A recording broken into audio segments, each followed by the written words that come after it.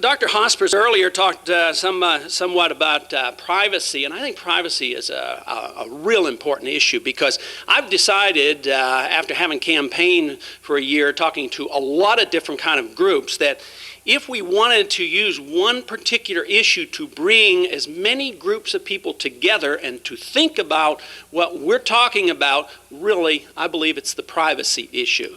Because privacy, to me, means freedom. I mean, how can you have liberty without privacy and vice versa? But privacy is attractive to some who see themselves as very strict conservatives. And it could be educational privacy, it could be religious privacy, it can be financial privacy. But of course, from the more liberal side, there are people who are talking about the civil liberties in sexual privacy and the use of personal substances. This is privacy.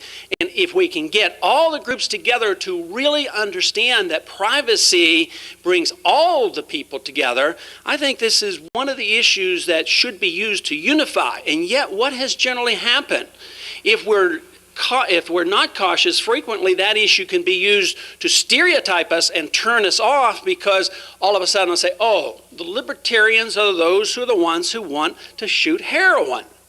And therefore, what we want to legalize and what we want to permit, if we want to legalize freedom of choice and privacy in the strictest sense, of course, this also means that we should not have this look like we're condoning or endorsing or encouraging all the activities that we would permit in a free society. But that was an issue that came up just about every single interview, whether it was the radio or television or the newspapers. The issue of the drugs came up, and I always felt good about handling the issue. If there was any one issue that I thought we could talk about the libertarian view because I felt comfortable with it, it was the drug issue in particular was the one issue that we wrote up a significant white paper and distributed it, and I felt comfortable because I felt strongly opposed to the use of drugs. At the same time, with a medical background, I felt very strongly that this issue should be handled quite differently than society is handling it today. And if we wanted to look at any one particular issue, I think it's the drug issue where we have made tremendous strides. There's been tremendous progress in the drug issue, that people are now talking about the foolishness of the drug laws. And it isn't nearly as difficult to discuss this issue in a more open and frank manner.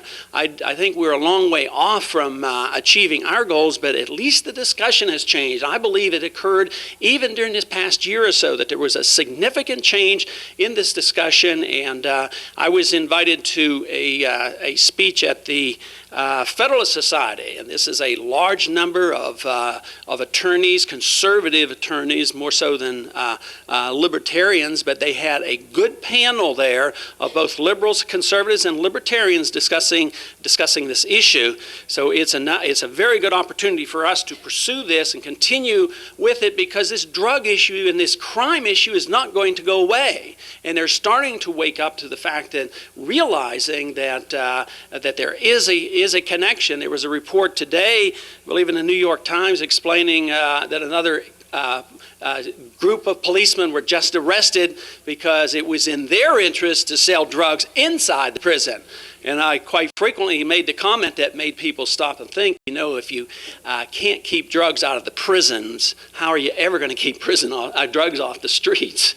And I think there's a lot of truth to that.